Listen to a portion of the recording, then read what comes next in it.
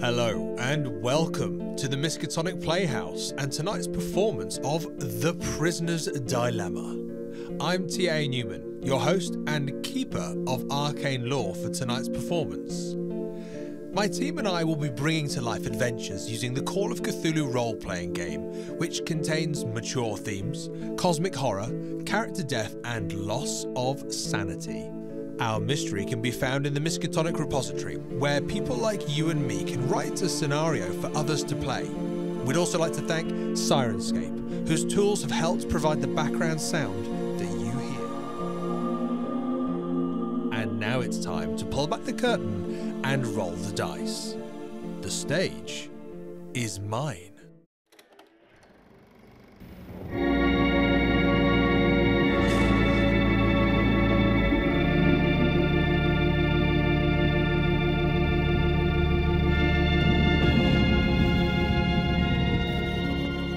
Welcome to the Miskatonic Playhouse. We welcome you to The Prisoner's Dilemma, which you can find at the Drive-Thru RPG link. Tonight's performance is directed by me, T.A. Newman, who is also the writer of The Prisoner's Dilemma and acting as keeper to this group of investigators. Playing tonight, we have Allan. Hi, I'm Allan from Type 40, and tonight I will be playing Tommy Slugger Malone, who's 23 years old, and something of a roughhouse. Absolutely. Phaedra, over to you. Hello, I'm Phaedra. I'm playing Eleanor Morgan, who is a young artist and has a probably healthy obsession with the occult. And Lewis, over to you, please. Hi, I'm Lewis. I'm the historical consultant for Miskatonic Playhouse. Tonight I will be playing D.I. Martin Wells, police detective from Totnes. And Lydia, over to you. Hi, I'm Lydia, and I'm joining you tonight from the Stars Are Right podcast, and I'm playing Captain Richard Harwood. He's a believer in order, hierarchy, and the common good. He's a career soldier, and he's lately back from the war. And finally, Cosmic, over to you. Hi, I'm Cosmic, and I'll be playing Dr. Tobias Haigler, and he is a man of science from the West Country. And now it's time to pull back the curtain, roll the dice, and the stage is mine. It's very exciting. So, you investigators, unbeknown to each other, find yourselves standing in a small town that you have arrived in. You have a reason, you have a purpose for being there that you're each individually aware of. Princetown is the town you're in. The year is 1919. It is January 31st. It is cold. It is, shall we say, suitably misty. But the mist that's rolling in off Dartmoor, the surrounding moors that surround this town, the famous moors, the mist rolls in and there is a dampness to it. So you pull your coat a little closer and you stand there. Aware of the others, you're standing outside St. Michael's Church. And you take a second to look around. I'm going to ask just one or two of you what it is that the others see. Lydia, what is it the others see if they look over at you? Well, Richard Harwood, he is tall, he's slim, and he embodies the ideals of military service. You can definitely tell this is a career soldier, even if he wasn't in uniform. He's got a very upright bearing, and he looks you straight in the eyes. He's very polite, but he's also quite reserved. Is he doing anything in this moment? Standing outside this church? He's waiting. They're all waiting, but he's waiting as a military man. I think he's just kind of scoping out the situation, just looking around and trying to get his bearings, if he's not familiar with this town. those bearings are hard to get. That mist, there's something about that damp mist that isn't just a visual distraction. There's also an audio or an audible barrier there. It feels heavy. It feels like it's surrounding, all-encompassing. But this, you think, you've heard, is normal for the moors at this time of year. You hear, just up the road, you all hear a horn, a vehicle's horn. And then through the mist, coming down the road towards you, you see an old, battered, blue van, more of a bus than a van, a bit longer. And as it comes through, its lights peel through that mist. And within a second, you pull yourself up, you get ready, and this bus pulls up next to you, and the doors screech open. And as these doors fold and screech open, you see that there's quite a large individual sitting on this blue bus, and it's rusted, it's dented. He leans out of his chair, doesn't move, but leans out of his chair. If you're for the prison, well, you better get on board now. Thank you, sir. Right. What about the rest of you? You coming along or what? Okay, I'll step forward and pull on the handle, drag myself onto it. The whole thing will drop slightly under my huge weight, and I'll go and sit in 2 seats. He does take it there is a moment where he kind of like sees you coming on board, Tommy, and he kind of sees that, and he kind of nods. There's a recognition there. You're a big lad. There's a recognition. Are the others of you getting on the bus? Absolutely. I'm gonna hang around at the back and let everyone go on, so I could just have a good old look at them. Dr. Haigler is. Hey. Go ahead. Dr. Haigler is going to gesture for the lady to get on first. He's a traditional sort of guy. Eleanor is a bit distracted. She's taking out a little notepad and is taking like a really quick sketch of what she's seeing. She's very fascinated by the odd environment and wonders whether there's something more to it. This will be good inspiration for her next art collection. So she's probably has to be like, are you coming? Like prompt a couple of times, and then she kind of rushes in and she jumps a couple of steps of the bus at a time and kind of very gracefully, with a dexterity of 70, plops herself down in one of the window seats and keeps staring outside. Okay, that's really so. Is there a? I'm gonna actually ask D.I. Martin Wells for a spot hidden roll, saying that you're going to the back of the bus and just having a look around at the others. But for Eleanor Morgan, is there an arts and craft roll perhaps you'd like to give me to see what it is to whatever capacity that you're able to pull out here? Art and craft. D.I. Martin Wells, let's go to you first. I rolled a 49 against a 63, so success. Okay, excellent. Okay, regular success. And Eleanor, I feel like I should definitely have an art and craft skill, but I can't find it on this Roll20 character sheet. Okay, well, I'm going to go with for now then, because you just exclaimed your extravagant dexterity. Let's go with your dexterity of hand there. Give us a dexterity roll, please. Okay. What was that? Hard success. That is 20 over 70. Okay. So, well, firstly, D.I. Martin Wells, you see this rather large gentleman climb on the bus. And the reason you see it is because you wonder why the bus is rocking. And there is a slight kind of pull from side to side, and then you see this rather large gent look behind, plonk himself down over these 2 seats. You see a rather sharply dressed gentleman, upright, great posture, get on board, take himself to a window seat and sit. His posture doesn't change, and that would be the captain. You also notice then coming on last, you notice there's a gentleman and a lady outside, and the gentleman does act in accordance. Takes a step back, lets the lady on board. You notice that this lady, with a bit of a smudge of paint, kind of just slightly there, just somewhere that wasn't quite cleaned up. You notice that there's a bit of an artistic vibe, and this is absolutely clarified for you when she pulls out her notepad and a pencil, and you see that she begins sketching. You can't quite see what she's sketching, but you see that she begins sketching. Eleanor, for you, what do you think Eleanor would be sketching here? Would it be the people? Would it be the bust? Would it be the way that the mist swarms and rolls in on itself, pulls back to reveal only what it's willing to?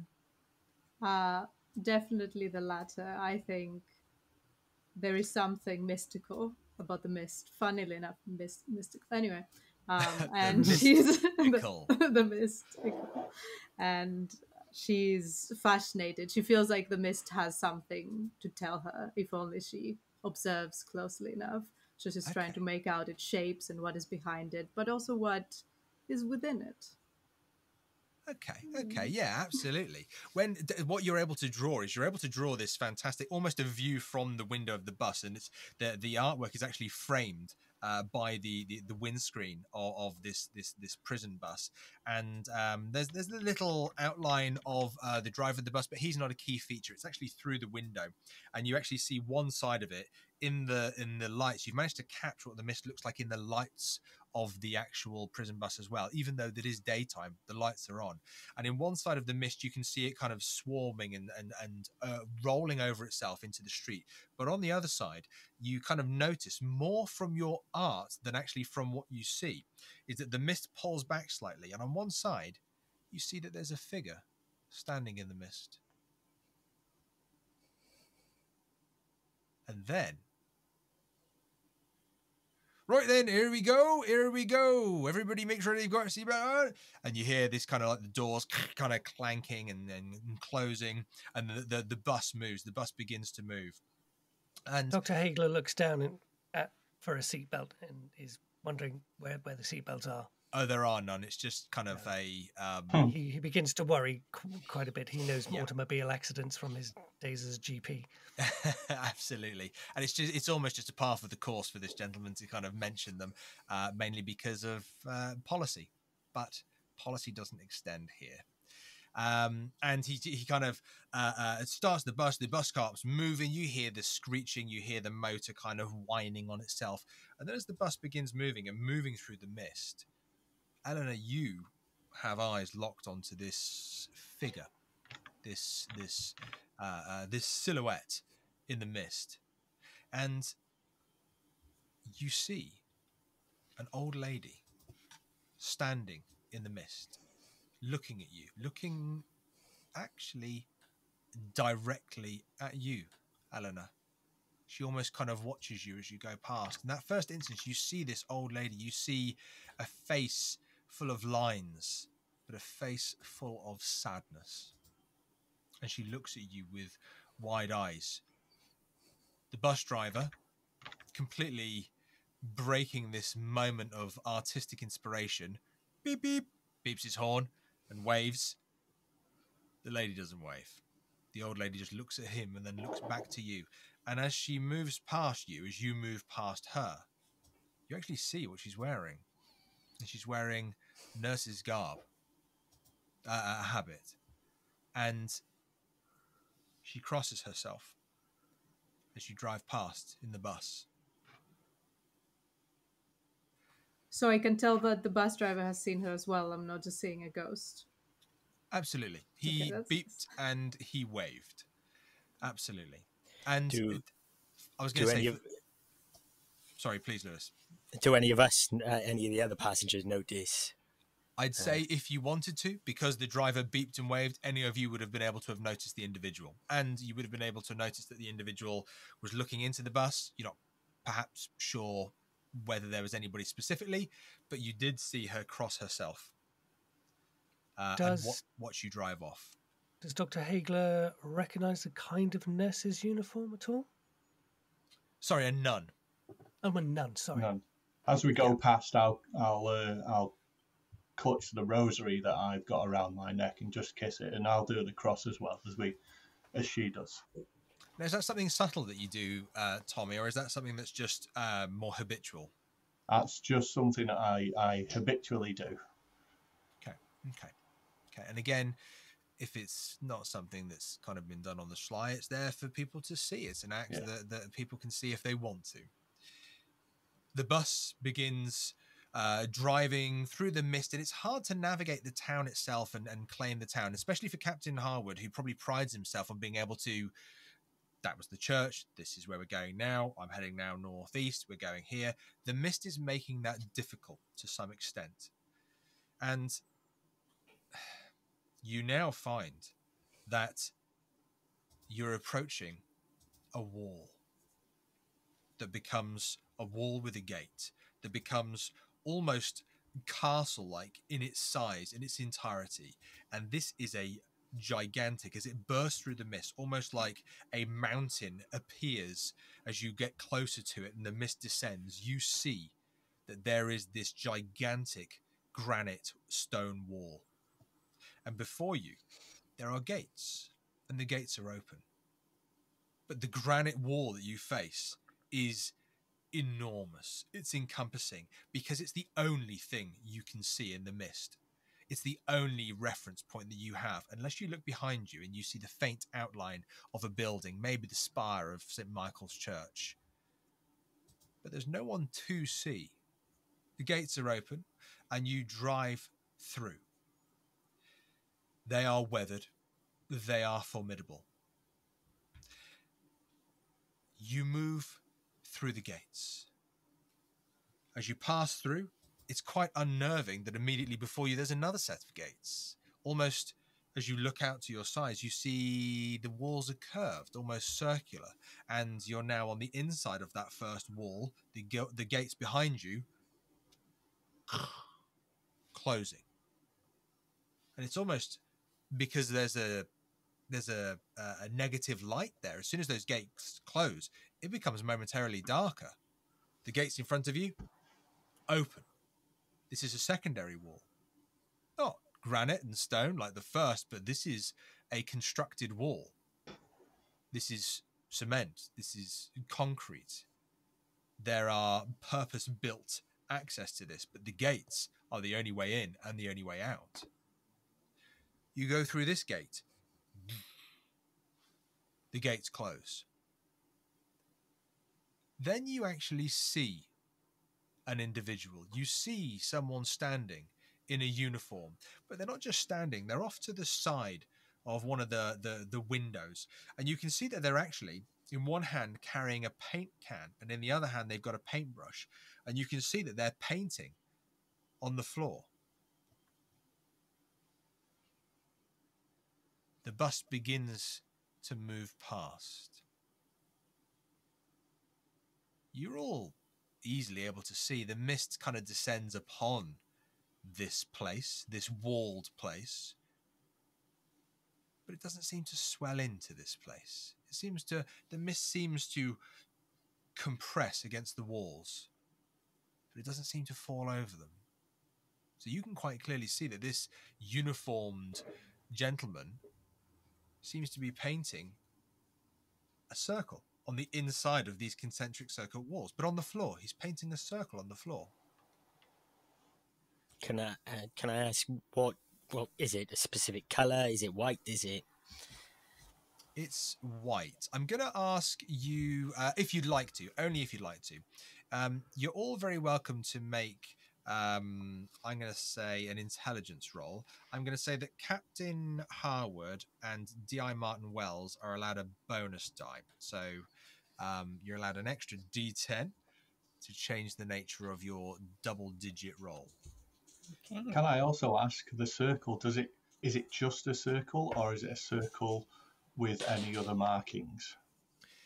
It is, as you can see it, just a circle. And I have, in true form, failed my intelligence roll. Okay. And I have rolled a 17 against a 70, so that is an extreme success. Wow. I got That's a good start. 25 off of a 60, so Okay. it's a hard success. Excellent. Okay. Dr. Haigler, were you rolling? Certainly can. Only if you wanted to. Only if your He's not really character- paying attention. No, he's probably still concerned about the lack of a seatbelt. 89 out of 70 intelligence.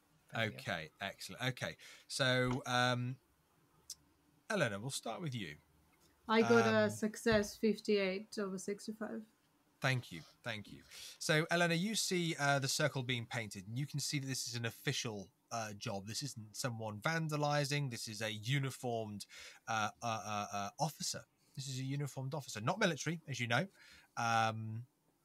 And you see that he is painting this rather large circle. It seems that there was a circle there before. And what you can see, Eleanor, is that this circle is being repainted. He's painting it white. There seems to be a few other dappled colours on the floor, a bit of brown perhaps on the grass, a little bit on the gravel. D.I. Martin Wells, you can see, especially with your experience and your profession, you can see that this is very clearly something that is used in a few prisons at the time. That this is a large circle that is painted on the ground, and it is a warning. It is a warning to those who reside in the prison. It is called a deadline. It is where we affectionately get the term deadline from. If a prisoner crosses the deadline, I'm sure we can all guess what happens to them. Okay. The deadline is 20 yards away from this most recent outer wall that you've seen. Captain Harwood, you not only see this deadline, and actually you know it because it's actually a military device. It was originally created in the military, and you know this. This is maybe even something that you have used or you have witnessed. But this deadline that you see, you don't just see the deadline. You don't just see the new paint. You see the old paint. You see these brown patches. That's not old grass. That's old blood. The deadline has been tested. But it seems like it stayed true to its purpose. And you recognize this, whether there's a cold shiver for Captain Harwood, whether there's a accessible moment where Harwood recognizes that the right thing has been done, rules are in place. Will allow you to decide that, but the deadline has done its job. It's at this moment that you all see as the bus pulls into an area. You see before you 5 large buildings, long buildings, almost like long exaggerated huts, but they are built of stone. These are strong buildings, and there's 5 of them right before you, each one ginormous on its side, each one labeled. Your bus begins to pull up, and it rolls round to a specific hut, and on that hut there is a sign on the front that says Prison Ward E. This and these 5 huts, this is Dartmoor Prison in its absolute honesty. 5 isolated, stone cold buildings, set within a deadline, set within a wall with a gate, set within another stone wall with a gate, attached to a small town on Dartmoor. Dartmoor Prison was built to stop people thinking escape would be an option. The land beyond Dartmoor Prison, the moors themselves, is barren, it's rocky, it's inhospitable. Farmers don't farm on Dartmoor, and they are the hardiest of the hardy here in South Devon, England, but they don't dare. but you find yourselves driving up to Prison Ward E. The bus pulls up, and you see before you a gentleman. You see before you a uniformed gentleman. And as the bus pulls up, the door to the bus squeaks open, and the gentleman stands before you with a clipboard. He's outside of the bus, and as he looks at you with his clipboard, he pulls a pocket watch, looks at his pocket watch, looks at all of you, puts his pocket watch back in, and looks expectantly at you while you sit on the bus. Dr. Haigler's going to look down at the gentleman with the pocket watch saying, "What are you looking at then? You expect we're prisoners or something? Bloody hell. Come up here to be treated like guests and come through these gates, know nothing. You stand there with a pocket watch? What's going on?" So from outside the bus, he shouts up to you as you're in the bus. He hears you, but from outside the bus, so he's standing outside of the front of the prison ward. But he shouts up and just says, "You are being treated like guests. I believe you're all here for a reason. Visiting hours. Come. Visiting hours. Now." Right, now you're talking then. I expect there will be a cup of tea and biscuits. And Dr. Haigler's going to get off the bus. Okay, excellent. Do we follow? Absolutely. Yep, I'll follow on at the end. Okay. So you find that you step off the bus and you walk down to where this particular individual is, and as you're there with this uniformed gentleman, you find that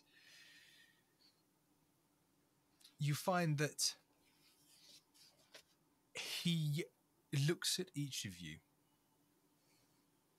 quite obviously. There's not even I'm just having a quick glance. There's almost a stare, and he stands still with his clipboard. I'll have a look at his clipboard. Does it have names on it? It does. Is my name on there? It is. I'll reach out a large sausage finger from my scarred, knuckled hand, and I'll just tap the clipboard where my name is, so it moves in his hand. And I'll just say, "Tommy Malone, sir," and then move on. Yes. Very good. In through the door, and the first on your immediate left. That is our waiting room. And I'll nod at the other people in acknowledgement. And walk off. The gentleman nods. He appreciates that you even said "sir," and he stands there and he looks at the rest of you and just says, "Next." Eleanor Dr. will. Haigler's...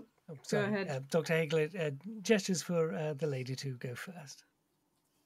She rolls her eyes a bit, and she moves up, and she will probably just for a little bit do a staring contest with him, just to see who wins. Just tone him down a little bit. Just stares. Oh, what should we roll for that? Should we do a roll for that? That should be something. What should we do? Intimidate.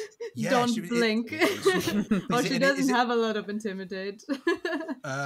Okay, I'll tell you what. I'm going to let you choose your role. Psychology? I'm going to go... Yeah, okay, psychology. I think I'm going to go with intimidate, though. I'm going to go with intimidate. That's fair. I'm probably going to get intimidated at this point. But Okay. That's a failure. 78 over 40. Okay, well, so she looks away. Yeah, this gentleman had a success in his intimidation, and his intimidation isn't forceful. It's more, as you said, it's more that stare. It's more of a rigidness, arguably. So he stares you down. I look away and I say, Eleanor, Morgan. Very good. Prison Ward E, first door on your left. Chop, chop. Yes. Dr. Haigler follows Eleanor and says, "Dr. Tobias Haigler."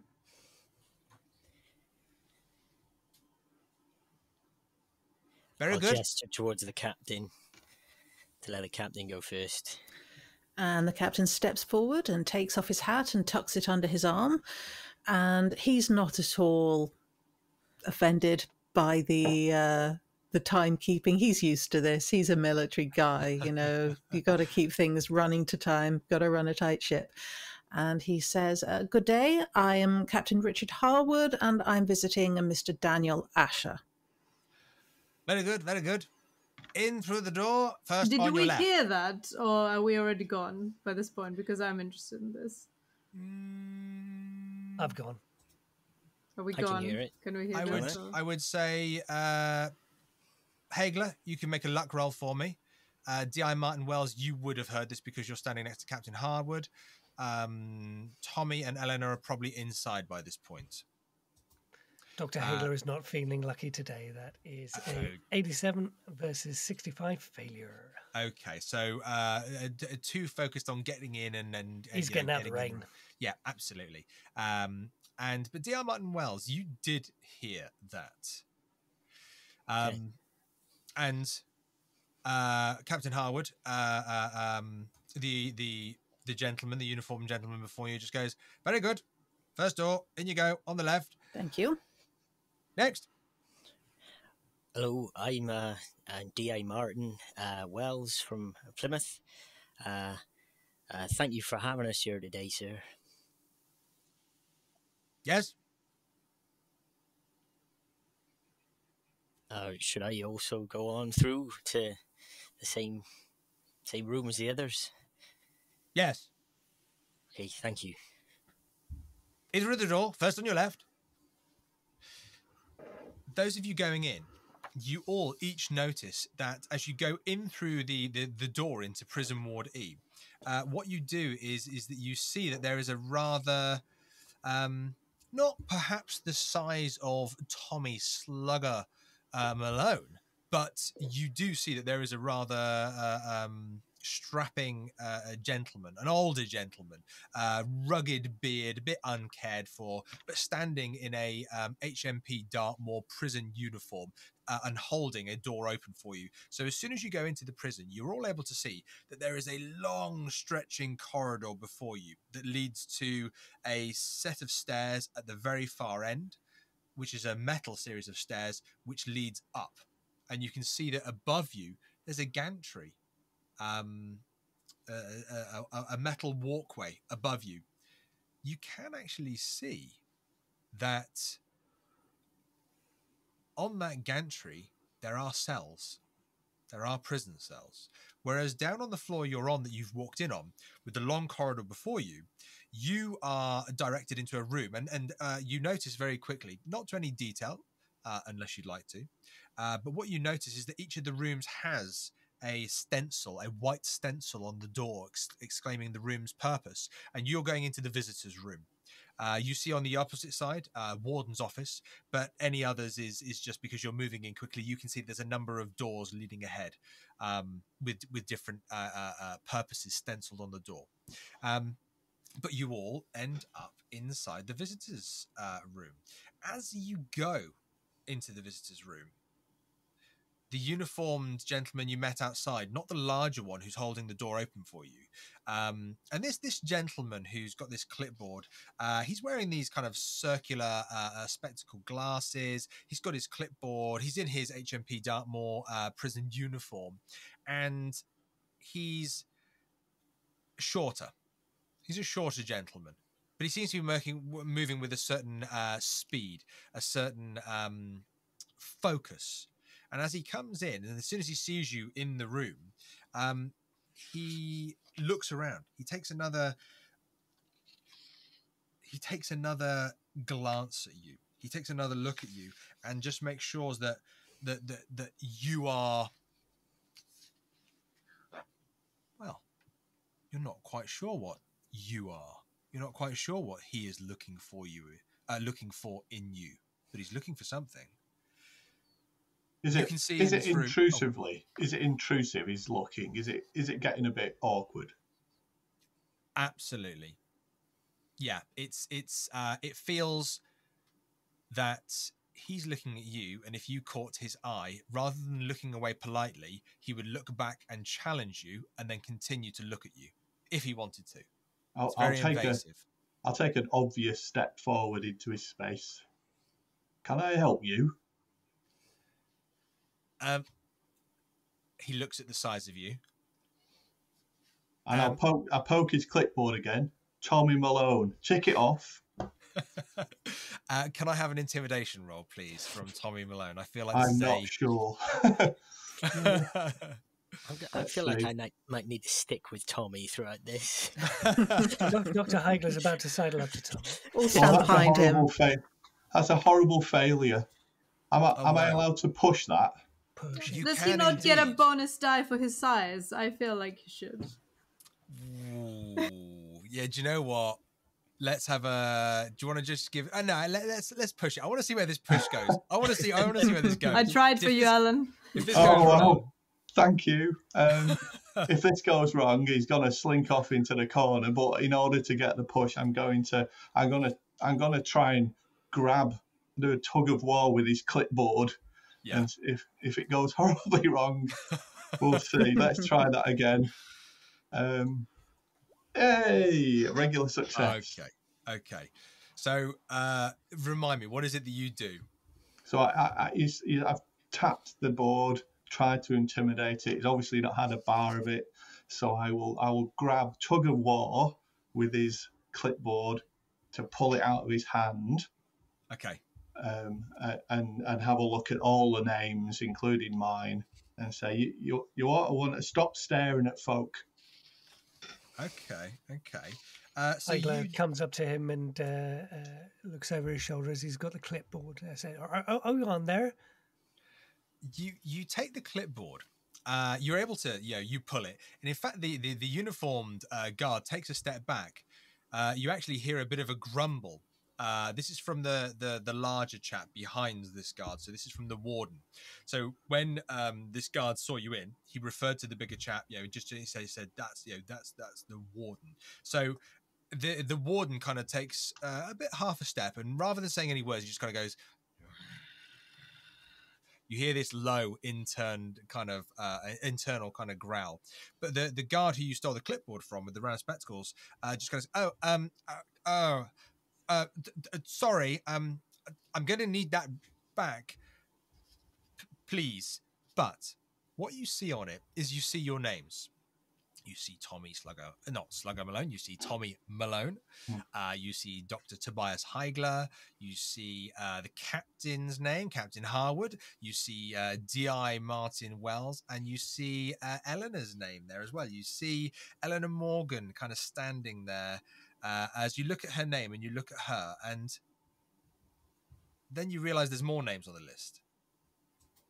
But these other names have a line through them. The names you see are Nell Hollis, Benedict Grantham, Carl Sosa, Ethan Chesters, and Henry Moore.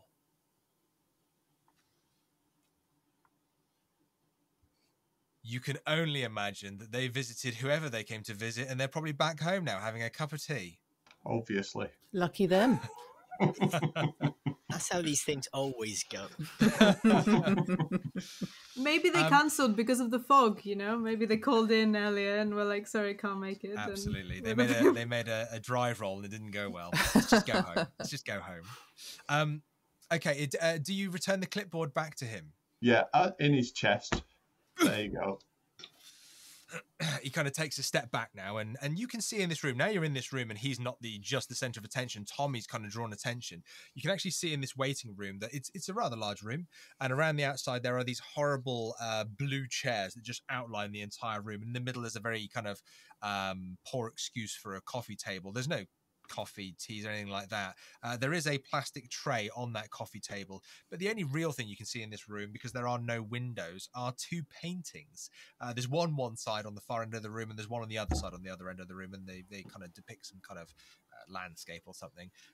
But as soon as he gets his clipboard back, takes a step, kind of pulls it up, turns the page over, clears his throat, tries to reclaim some sense of authority or control here when he's clearly just been handed his manliness clipboard to him by Tama. His manliness attached to his clipboard. And he kind of says, upon entering the prison ward, you will be escorted here to the visitor's room where you must wait here. You must wait here until you're called for. But before leaving the visitor's room, all items that may be considered a weapon or dangerous must be removed and stored safely. And he points at the box, or the tray, sorry, the plastic tray on the table. He kind of points at that. You will have to complete all administration's documentation before you can visit your inmate. You are not allowed to have physical contact, he looks at you, Tommy, with the inmates, or pass or receive any items with the inmates. At all times, you must listen to the instructions of the guards and he points back at the warden. Failure to comply with the rules stated will result in your visitation rights being removed and reviewed at a later date. Wait here. Any questionable items in the tray and fill in your administration forms. I'll, and he's sorry. about to turn and leave. I'll look over at Could you get us your tea and biscuits when you come back, please? It's been a long bus ride. You see him stop, and his half head turns. He says, "The bus from Princetown takes approximately 3 minutes. That is not what I would say is a long bus ride." The amount of time getting down here, that 3-minute bus ride is a mercy to get in through these warm doors now. Nice cup of tea, something like that. 2 sugars, be lovely. Thank you very much. He just kind of scoffs and he's gone out the door. You see it's actually the warden. The warden closes the door.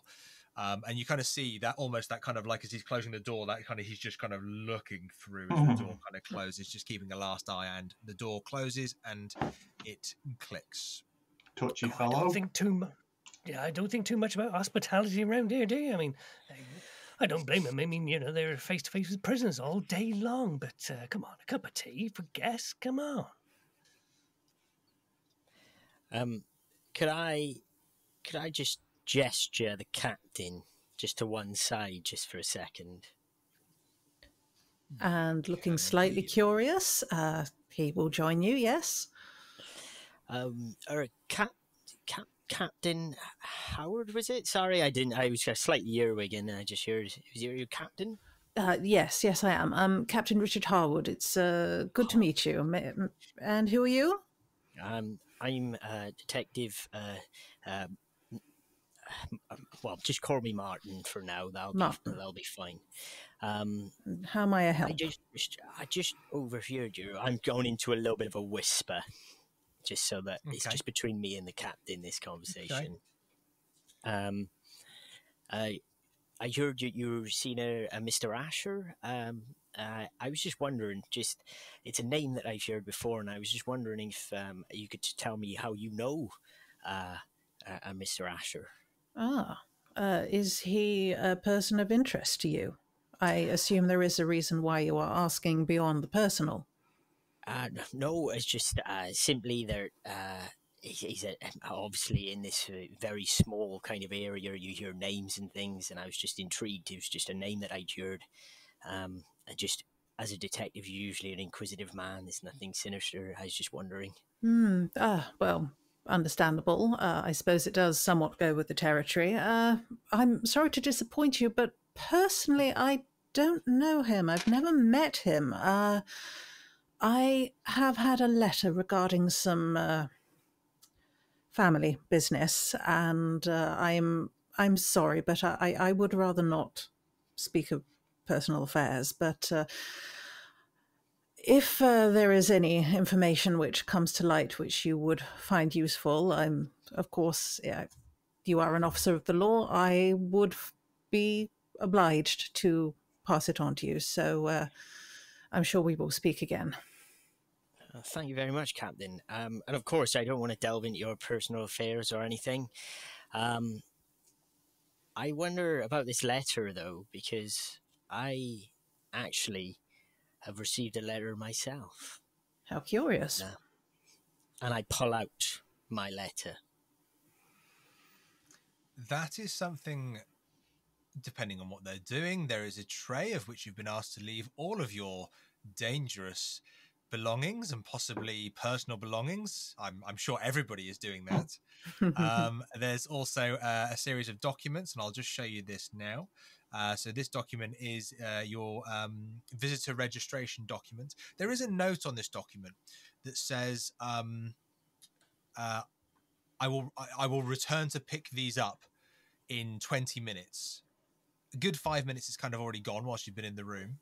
And it's just kind of, I will return to pick these up in 20 minutes, Mr. Alexander. Which you could probably make a logical assumption that the gentleman that Tommy so thoroughly embarrassed is Mr. Alexander. So have I not got my letter? Is it? You do. You have your letter. This is a different document. This is the visitor registration that he's asked everybody to fill in whilst they're waiting to be called for their visitation. Pulling out your letter is an act that everybody in the room would be able to see. I'll reach into my inside coat pocket and just check mine's still there while looking at it. Does it look very similar, or does it look like a letter from the prison that could be of anything? Are you going to properly, are you intending to look at what he's got and go, is that similar to mine?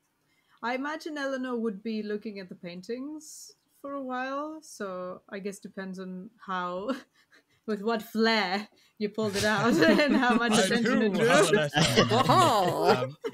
for all. I was going for something a little bit more subtle. Okay. Well, I'll tell you what. For Eleanor, I'm going to ask for a spot hidden. I'm going to ask for a spot hidden for a spot roll for the painting, actually. Is there a particular one you're looking at? There's one on the west wall and there's one on the east wall. Dr. Haigler is looking at a painting as well. I would assume you're looking at the other. Okay, it's not that you can't look at the painting because they're there. It depends on what you're able to see. Yeah, look at the painting. I failed. I don't Blinded see. by the beauty of the painting. You're in an artistic reverie. So, okay. And Dr. Haigler, you're looking at the opposite painting, I believe. So you're very welcome to make a spot roll as well. Tommy, I would say that everybody is able to see D.I. Martin Wells pull out his letter. I would say Dr. Haigler and Eleanor, if you're off at the paintings having a look at those, you will see that he's pulled out a piece of paper. But Tommy, you will be able to see that it's on a very similar, if not exact, paper. You might even see defining features. Is that a spot hidden roll? Yeah, give us a spot hidden. Okay, I think some of it you'll just get to see because you've got yours. Okay, spot hidden. We have a failure, unfortunately.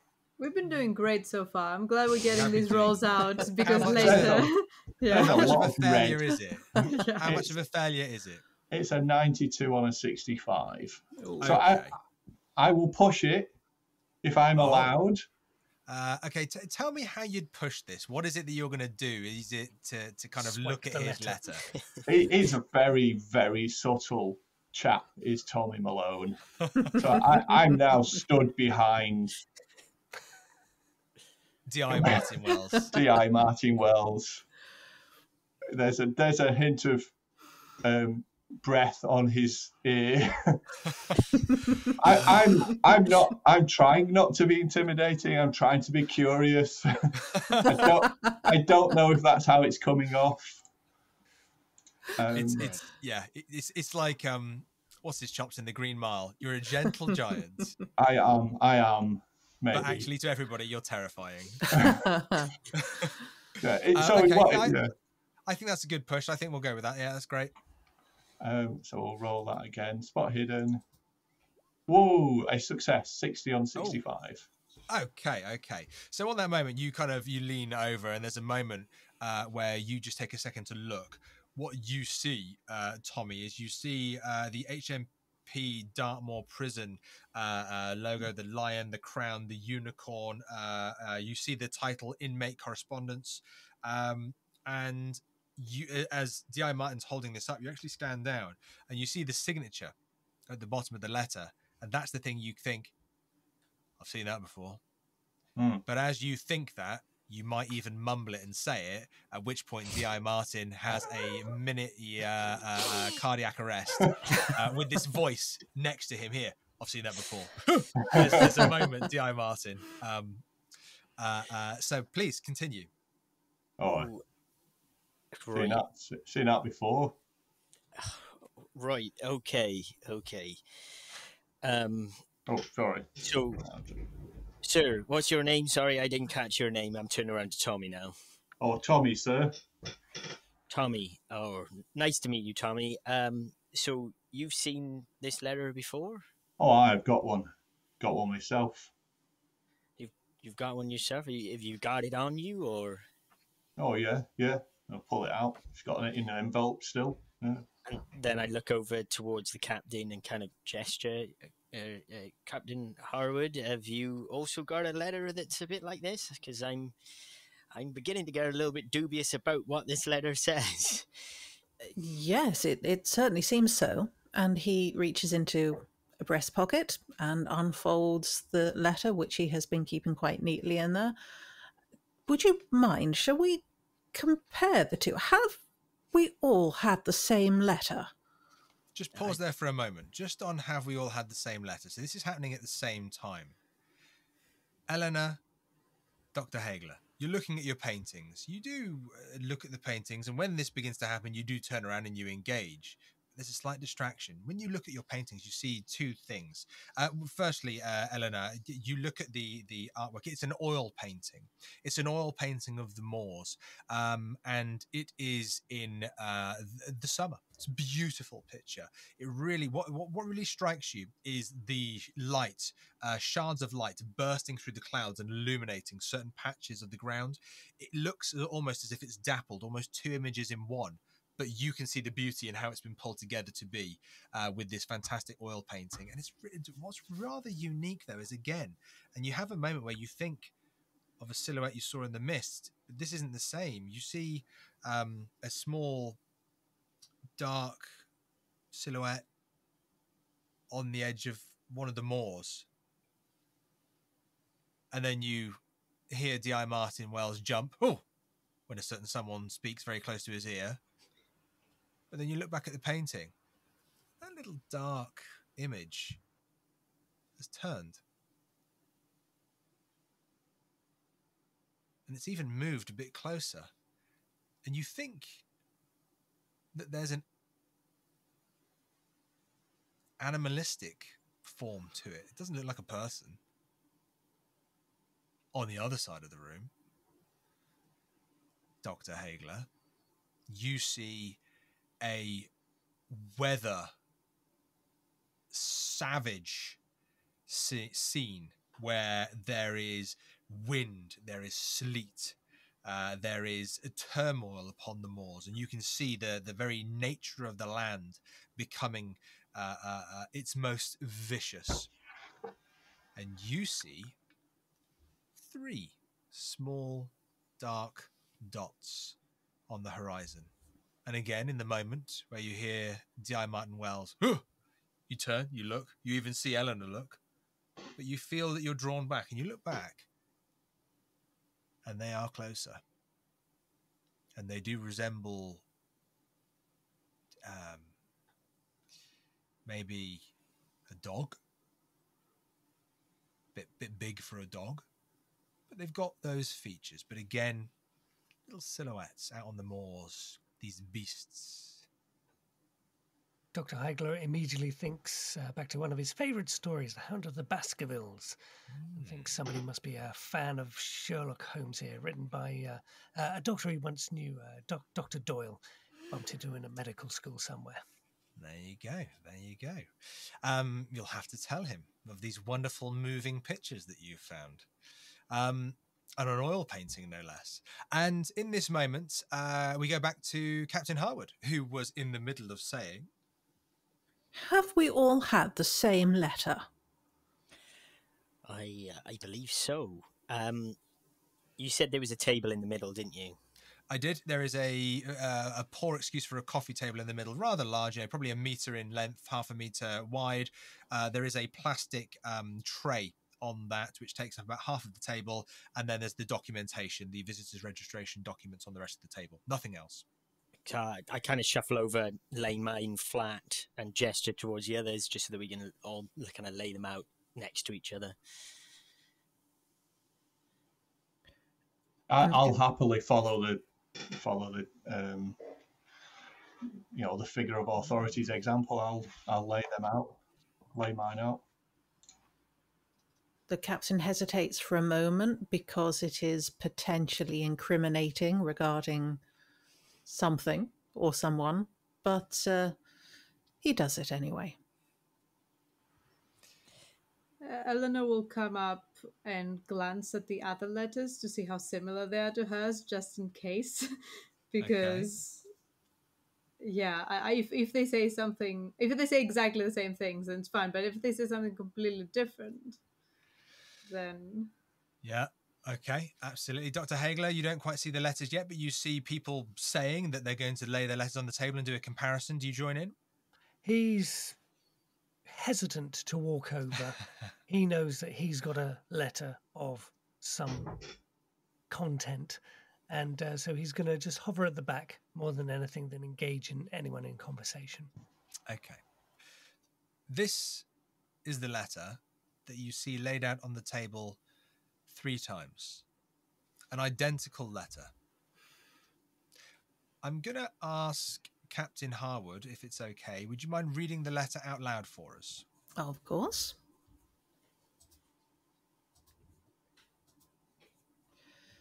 To my fortunate successor, you may raise an eyebrow as the recipient of this jail mail, but rest assured I deliver only good fortune within these words and the opportunity to change your life for the better. You won't remember me, but I remember you. It was your first birthday, I think, and your family were visiting London. That's when your great-grandfather hired me for an unusual job. To this day, I regret accepting it, but don't blame him for my current circumstances. My choices were my own. Under your grandfather's instructions, 3 of us stole a famous William Blake painting, a vision of the Last Judgment, from a collector who had previously stolen it from the cancelled exhibition back in 1810 or 1811. I can't remember all the details now. But I have had contact from an art collector who wishes to return the Blake painting to a public museum and is offering a substantial reward. I'm the last one of our misbegotten criminal enterprise and wish only to try and right a few wrongs before my time is up. Your grandfather was always kind to me, and if I can leave his grandchild a small gift to partly atone for our sins, I would die a happier man. I know I'm asking a lot, but the reward will be worth it. Come visit me here at Dartmoor Prison, and I will not only tell you where the Blake painting can be found, put you in touch with the collector, but I would also like to tell you about the type of man your grandfather really was. Yours sincerely, in hope and anticipation, Daniel Asher of HM Dartmoor Prison. Eleanor will reach into her pocket to pick up the very poorly folded letter and just open it up and put it on the ground and say, I believe we've been scammed. My thoughts exactly. Dr. Haigler shakes his head. I bloody knew it. I came all this way. Some painting grandfather. Tommy's looking at the other people thinking, does he have brothers and sisters he doesn't know about? They're all exactly the same age as well. Yeah. I think you're exactly right, miss. I think we have all been brought here for a different reason, maybe. But really, I think at least one of us needs to speak to Mr. Asher to find out why he's written this letter to all of us. Can I ask, just at that moment when there's this mention of Mr. Asher, and we should ask him a question, do any of you have a watch or a pocket watch? Yes, the captain does. He has his father's old watch. And that might not be a personal item. It might be just an item that you think, actually, yes, my character would have a watch or a pocket watch or you know, as such. Yes, Dr. Haigler has one for measuring time and taking pulses and stuff. It doesn't sound like Eleanor. I don't think she's a time person. Yeah. I don't think watches fit on Tommy's wrists. Yeah. No, the detective also does always have a watch. Just curious. The only time that Tommy understands is clobbering time. Nice. There's a catchphrase that is going to have to. There's definitely no copyright with that one. Okay, so I'm not telling you that you're looking at your watch or anything like this, but what I'm suggesting is by the time you have this group revelation, you recognize that at least 45 minutes has gone, maybe longer, and you were told that 20 minutes. I mean, you came in the room, you've looked around, you've two of you have inspected some of the paintings, and you've had a private conversation, you've had all these letters out. Nobody appeared to put any of their personal possessions in the tray as requested. How dare you? And it doesn't look like anybody's filled in the visitor's registration form. So, Dr. Haigler has filled it in his usual doctor's handwriting scrawl. Oh, so it's completely illegible anyway. Completely. You find yourselves in this room, but you recognise time has gone, and you recognise that Mr. Alexander should have been back by now. I suppose we're not going to get a bloody cup of tea at this rate. Anybody know when the next train from Plymouth is? Best get on that bus. Dear. How are the paintings looking? Eleanor will look back to see if her friend is any closer. Okay. I'm going to ask you to give me a power roll. Exciting. She doesn't have a lot of that, so this is great. Let's see. Oh, that is that a fumble? Because it looks like a fumble to me. Ooh. I think roll 20 would say fumble, doesn't but it? Fumble is above 96 when your skill is under 50, so roll 20 is not running this game, I can assure you. And if there's an opportunity for a fumble, we're taking it. Okay. There is almost two cinematic moments going on here. The one is the group seeing these letters. The four of you over there looking at the letters, holding them up against each other, even looking at the signature. They're identical, and having that. Well, I bloody knew it. No, we're not going to get a cup of tea now. And have you seen the time? Have you seen this? And are we brothers and sisters? There's all these kind of conversations kind of going on here, adding to the slight confusion there. And within that, Eleanor slightly peels away and just looks off at the painting that she looked at before. The same painting, Eleanor? I think so, because she has picked up the strange aura of, And as you look back at that painting and you see that beautiful summer moor scene, and the moors are beautiful in the summer. They are horrific and they are deadly and they are inhospitable, but in the perfect conditions, they are wonderful. They are nature in its absolute honesty. And as you see this, Eleanor, you see that singular beast has moved closer. Thank you for joining us for Act 1 of The Prisoner's Dilemma by myself, T.A. Newman. Find out more on our website, www.miskatonicplayhouse.com, and find us on the social media platforms with links found in the show notes. Until next time, when the curtain rises again.